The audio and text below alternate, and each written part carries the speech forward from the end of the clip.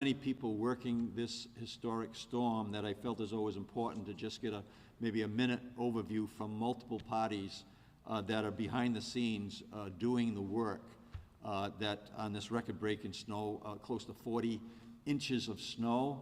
And we have talked about why that is a challenge. And we have never seen this much snow, quite frankly, in the records of Rhode Island. So I want to say that, we're going to keep on working with our municipalities at this point in time, and Mayor De Silva is here to speak to that, along with talking about the work that's being done. And whether it's Rhode Island Energy, where the numbers are down considerably. We're under 20,000 energy outages right now, which is amazing. And we're also talking about ending the travel ban at noontime. So we're going to end the travel ban at noontime, but also with the encouragement of the people who are, especially in the local communities, if they don't need to be on the streets, let the local communities with their continue to clear the roads. But the travel ban will be lifted at noontime. The decision on state government openings, we will make that a little later, early in the afternoon, but we are leaning towards an adverse weather policy, but we'll kind of make that clear to everyone right in the early afternoon time frame. We have reached out for mutual aid with other states, and we are receiving help to bring in more equipment to partner in with our municipal leaders in particular to make sure that we're doing everything we can to open up all the roads in the state and keeping everyone safe. As far as shelters go, if you are in need of shelter, go to housing.ri.gov. Housing.ri.gov. There are regional shelters that are being opened. That information will be at that site, housing.ri.gov. So the caution here, a full recovery is going to take time. But I can tell you the people behind me and the people that are out doing the work right now are doing everything they can to make sure that recovery is as quick as possible. With that, I'd like to just bring up Lieutenant Governor Sabina Matos to just deliver the message that the travel ban will be eliminated as of noon time today. Lieutenant Governor. Thank you, Governor. Good afternoon. Buenas tardes. Queremos anunciarle a todos los residentes del estado de Rhode Island que la prohibición de transportación va a ser terminada hoy al mediodía. A partir del mediodía se le permite que salga a las calles, pero se le está exhortando a todas las personas que si usted no tiene que salir, por favor, quédese en casa.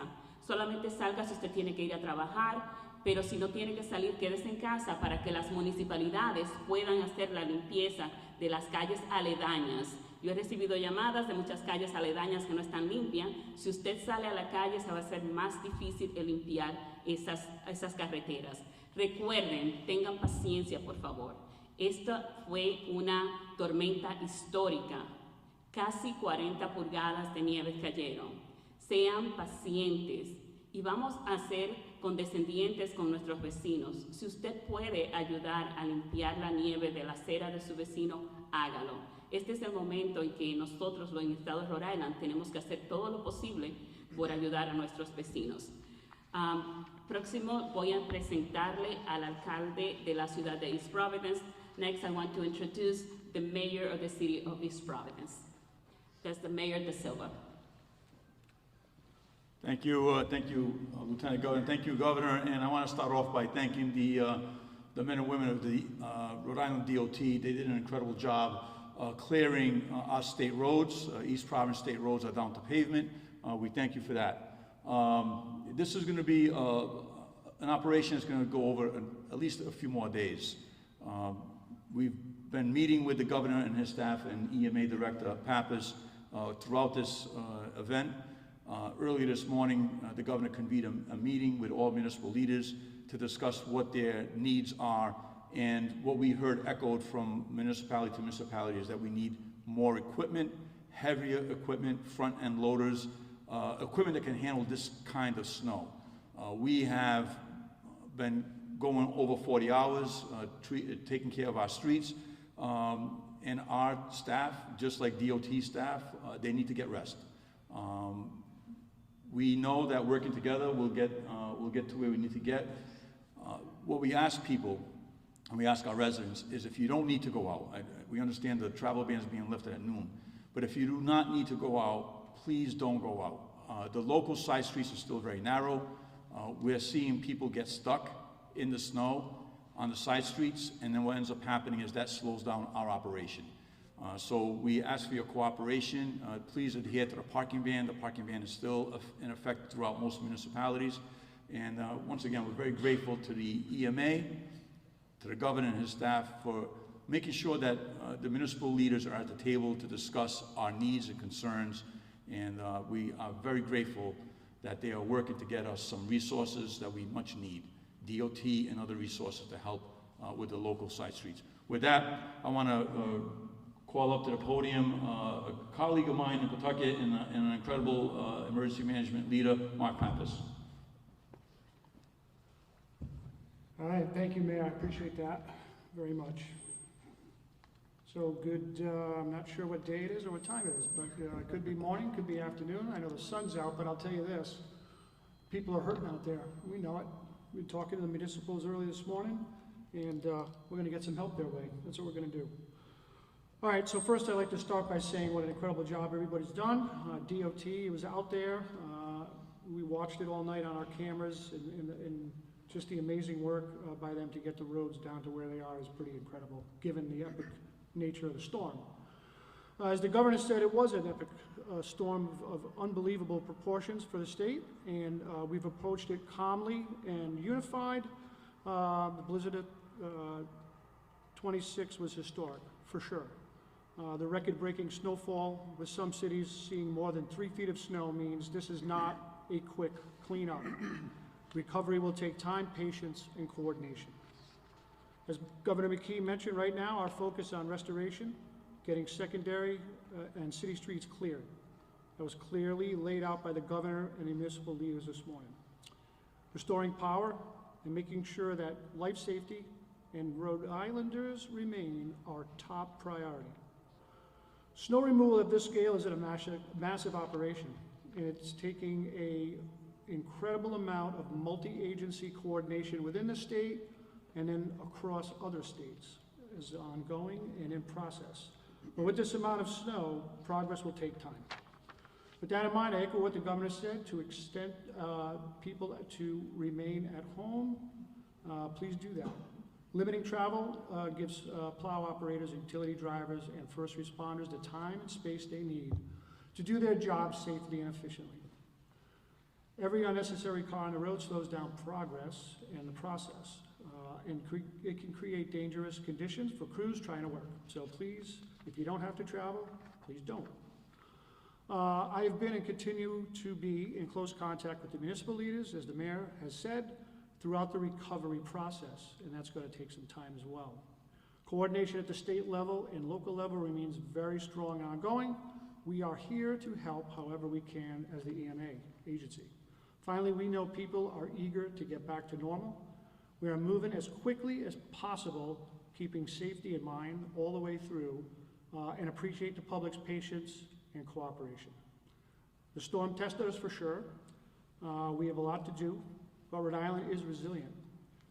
We will continue to be here with you throughout the cleanup process, and we are here for you throughout the entire recovery process. I'll now turn it over to RIDOT Director Bob Rocchio. Bob? No, I'm sorry. Oh, Peter Alvini. I'll go first, yep. I've just got a couple of things that I wanted to say. A few words of thanks. First, to the people of the state of Rhode Island who listened to the governor's direction and stayed off the roads and gave us the ability to do our work. We got the work done for you because you cooperated, and we appreciate that. I want to thank the governor. Governor led us like a governor through this crisis with the sensitivity of a mayor. He got us the resources at the state level to get the work done.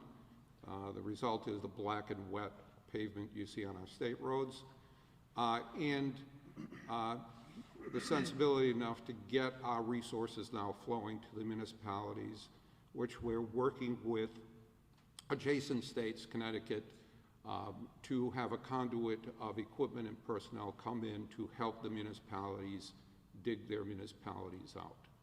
I want to thank the people at DOT. Bob has done a great job. I'm leaving leadership now at DOT that you can all see is packing the gear to be able to deliver safe roads to the people in the state of Rhode Island. Thank you, Bob.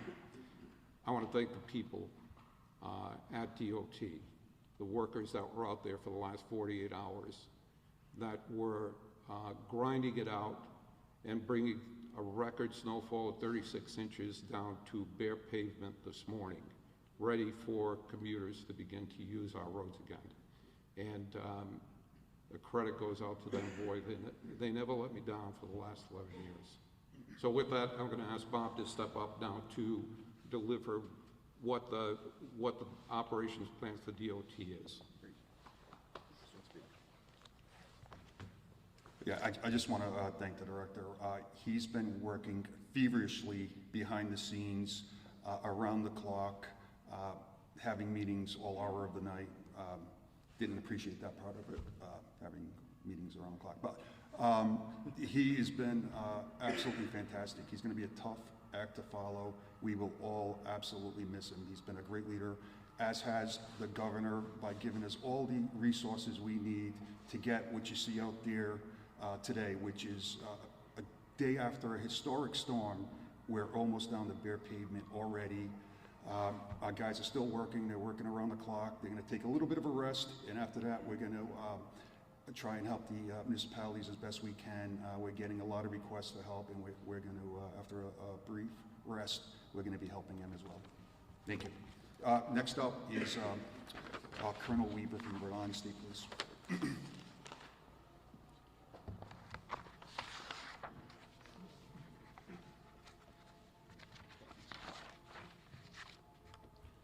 Good morning, and thank you to the media for helping us keep Rhode Islanders informed during the storm. I want to begin by recognizing the extraordinary work of our troopers, Rhode Island DOT, municipal police, fire, EMS, and public works crews across the state. This was a true all-hands response. As of 7 a.m. This morning, Rhode Island State Police assisted 269 vehicles that became disabled or stuck, investigated and responded to 20 motor vehicle crashes, issued over 40 citations to drivers who violated the travel ban. The travel restrictions were put in place to protect lives and allow plows and emergency crews to do their jobs. Compliance overall was strong and made a real difference. During the blizzard and since, E911 handled 5,469 calls, coordinating closely with local departments and emergency management agencies statewide. That coordination ensured that we could prioritize true emergencies.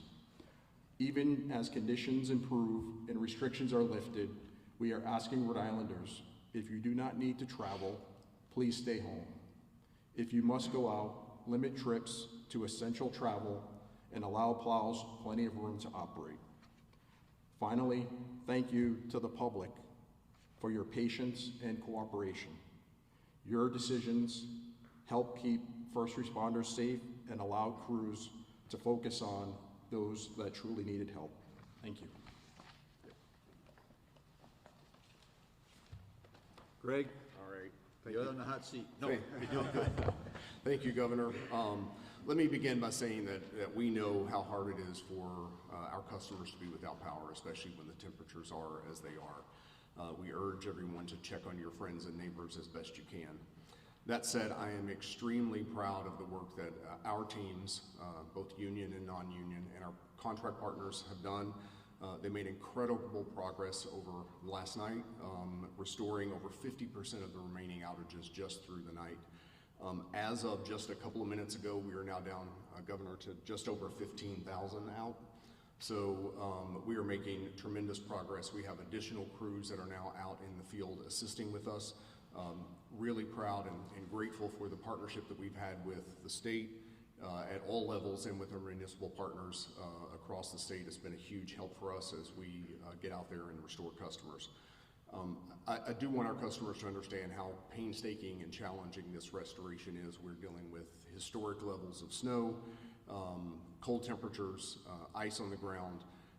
We have deployed strike forces with our own civil clearing crews so that we're not having to lean too much on municipal and DOT as best we can to allow them to focus on the rest of the roads.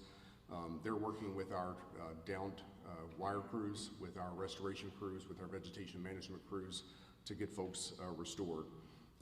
We expect to be under 10,000 outages by the end of the day, and we'll be continuing with outage restorations through the evening and through the night. Obviously, we will not stop until we've got the last customer restored. I do want to note that as we get down into those lower level, few thousand customers out, the work becomes even more challenging because we're deeper into the neighborhoods where access can be a little more challenging. We're sometimes spending, a couple of hours on work just to get one or two customers restored, so it becomes a bit more painstaking, but we're going to continue doing that and working safely until we're completed. Still believe that we will have over 95% of our customers restored by Thursday or before then, and we'll continue, as I said, until we've got the last customer restored. I'd rather restore well ahead of schedule than to give you a timeline that I don't think we can achieve. Estimated restoration times are now available and being populated on our outage map, which continues to perform very well, and on the outage notification system, and those will continue to be updated as we move through the process. So you may see a number on there today or a timeline on there today that will be different this afternoon. As we continue through the process, as we get more people restored, as we get a better sense of the damage, those numbers or those restoration outage estimates will be updated as we move forward. I know you're going to hear a little bit more about it from the State Fire Marshal here in a minute. I want to continue to reiterate the importance of safety on the gas side. We are continuing to get a fair amount of calls. Most of those are due to blocked vents. And it's a safety issue. It also can affect the performance of your system. So please pay attention to that.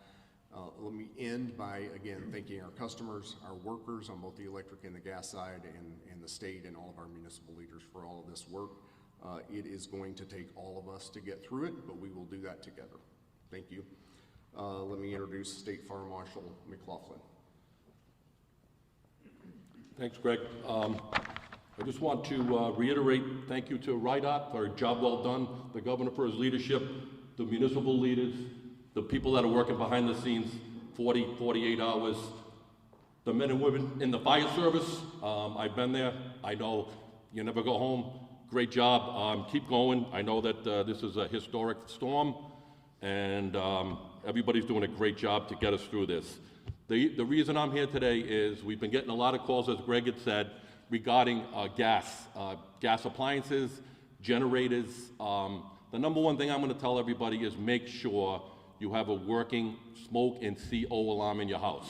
They save lives. If you're using a portable generator, I think the good thing is we didn't have as many outages as we thought we were going to have, so I think that's a good thing. But if you're using a portable generator 20 feet away from your home, that's the minimum. 20 feet away from your home. Don't think because you have it in your garage, the garage door is open, that it's not going to seep into your house. It's odorless, it's tasteless. You're gonna feel woozy, you're gonna get a headache, and before you know it, especially if you're sleeping, good things are not gonna happen if you don't pay attention. So your dry event, make sure that's clear. Make sure that if you're using a generator, do not use your gas stove for heat. Do not use your gas stove for heat. Can't say that enough because I know people who may be without heat but still have gas. Do not use your gas stove for heat for the same reason. Carbon monoxide is nothing to play around with, and we just want everybody to be safe. I think that's been the mantra from Director Pappas and the governor since it started, and we're going to continue that. So any questions, if you feel you have an issue, call 911. The fire department will be out there, and we'll make sure that everybody's safe. Any questions, I'll be available later on. Thank you. Yeah, Steve, come on up. I wanted to just have Steve give a little overview of what just happened and why it happened and why it's going to take time for us to actually do all the work that needs to be done. Thank you, Governor. Good morning, everyone. So for 48 years, the benchmark of the most powerful storm was the blizzard of '78. That changed on Monday. This storm had the magnitude off our coast, if you can put this into perspective, of a Category 2 hurricane. The last hurricane that influenced Rhode Island was Bob. That was a Category 1. We had snowfall rates for 2 to 3 hours where the intensities were 3 to 5 inches an hour. That's like getting caught in a thunderstorm where you have heavy downpours where you can't see in front of you. Everything floods very quickly. This storm had that magnitude that I've never seen before, and I've been forecasting for 55 years here in Rhode Island, 10 of them with DOT. 10 hours of blizzard conditions, winds gusts between 35 and 70 miles an hour for those 10 hours, produced the blowing, the drifting, and the incredible low visibilities that I've never seen before. The combination of warming oceans, a jet stream, the cold air in place produced this record storm that we may not see again for quite some time. That's all I have. Thank you, everybody, for being here. We'll certainly answer any questions of anybody, any individuals behind me. And thank you for your patience. I think that the long list here was very informative to make sure people understand the complexity that we're dealing with and the skill sets that we actually have here in the state of Rhode Island. Governor, the National Guard was activated as of last night. They were essentially on standby. They didn't have plows or the equipment. Where is the National Guard and what are they doing now? Yeah, I'll have the General speak to that. He's prepared to say a few words and answer your questions. Thank you, Governor. Thank you for the question. Since we last spoke, we've pushed out a number of teams throughout the different communities, really to focus on safety of our citizens, the number one priority of the governor.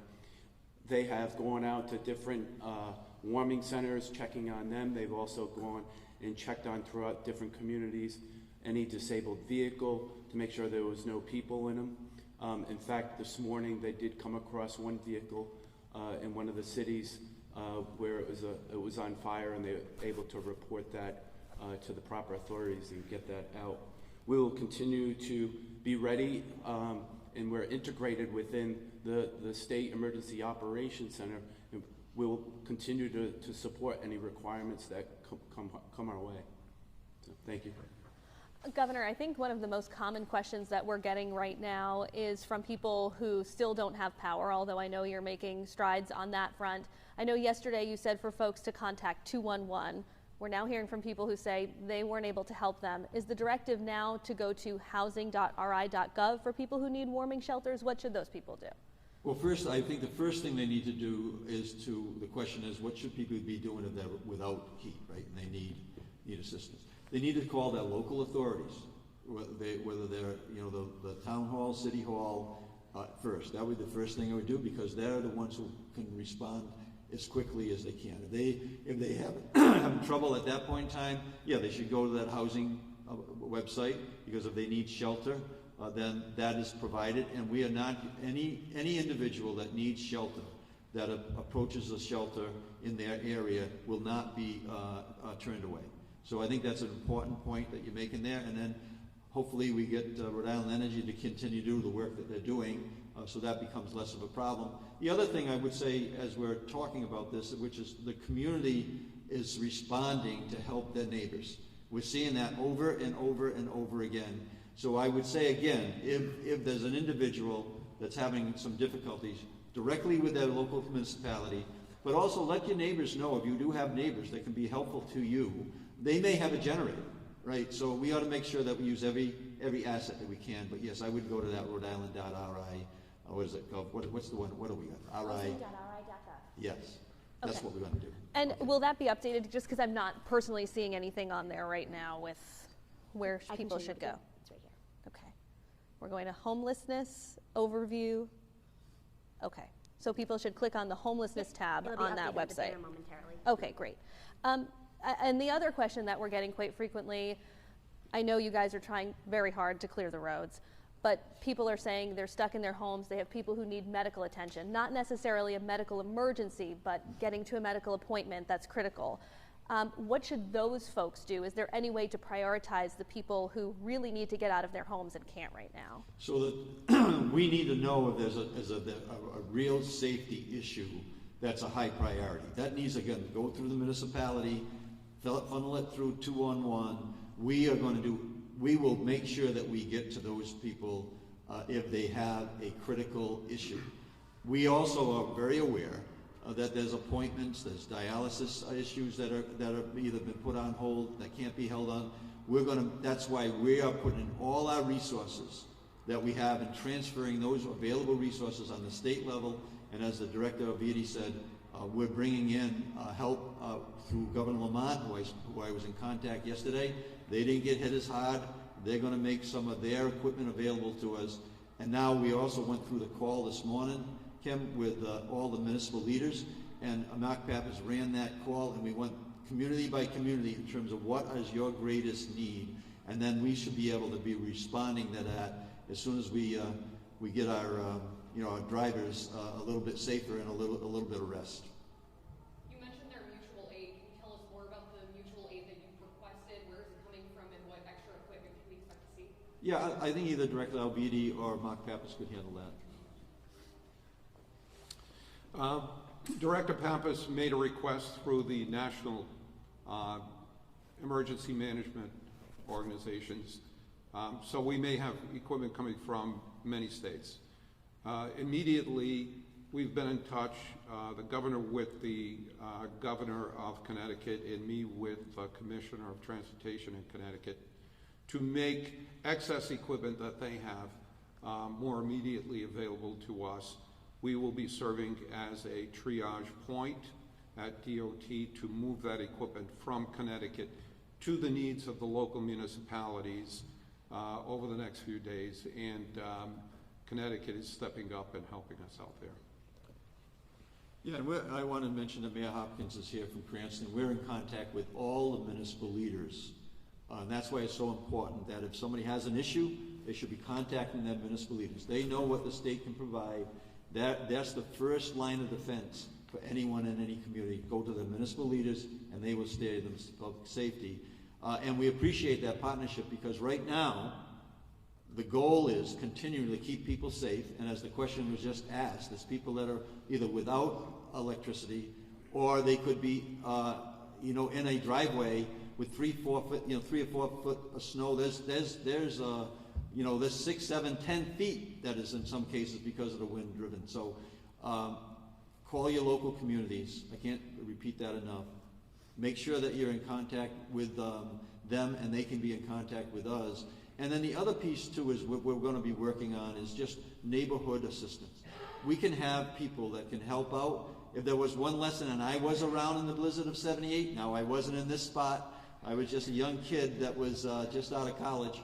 And Sue and I were kind of figuring out how to, prepare for our lives. Susan was a teacher that time, got into snow travel about 2 or 3 hours to get from one part of Cumberland to the other part of Cumberland. So, but during that time, communities responded, neighbors responded to shovel driveways. We know in the last blizzard that one of the biggest safety risks were people shoveling snow, and they had heart attacks. Let's make sure that we're doing everything we can to coordinate in neighborhood by neighborhood, community by community, so that we can identify the assistance that people need, and that assistance is provided. I know you've made the decision to lift the travel ban starting at noontime, and obviously the cleanup is still very much underway. Can you talk about what goes into weighing allowing people to get back on the roads for those essentials, but also giving the DOT and others appropriate time to continue to clear that snow? Yeah, and that's a team decision made by the professionals behind me in terms of recommendations to me. But Last night, when I left these headquarters, and I headed back to my house on Cumberland, which the driveway was still up there, and I had to walk through about 3 feet of snow for about a couple hundred feet. I'm still in a good enough shape to do that. The decision's made because when I went home last night, there's no way in the world that we should have had traffic on 295 when I was traveling there. I had three plows in front of me that were clearing that road, and now you see that I came in today and it's down to pavement. So the decision was the conditions of our state roads as being, able to make sure that we can maintain a traffic flow. And also when I was in contact with Governor Lamont yesterday, they lifted their travel ban because they weren't having the same problems we were having. He made it very clear to the drivers in their state that Rhode Island was not open at that point in time. So the decision's made on multiple levels, but it's mainly on safety. But now we also are very cognizant, as you're aware, I'm a small business guy. I want to make sure that our businesses can open up. And we don't need to continue a ban when we're in a position that we can open it so that we can make sure we open our businesses and do the things that we need to do to keep the economy going. I know the Education Commissioner isn't here right now, and in many cases this is left up to the districts. School tomorrow? Yeah, I actually was in contact with the commissioner before this. I believe they have a superintendent meeting today around 1 o'clock, I've been told, and I think that discussion is going to happen. I won't make that decision for them, but we know that the local communities are going to still be, plowing themselves out. So access is not going to be all that great in many communities, so I'll let community by community decide where they are relative to that decision. One of the big issues with the January snowstorm was snow removal. Obviously, we can't put it in the river anymore. We talked about that at length. Where are we planning to put all this snow?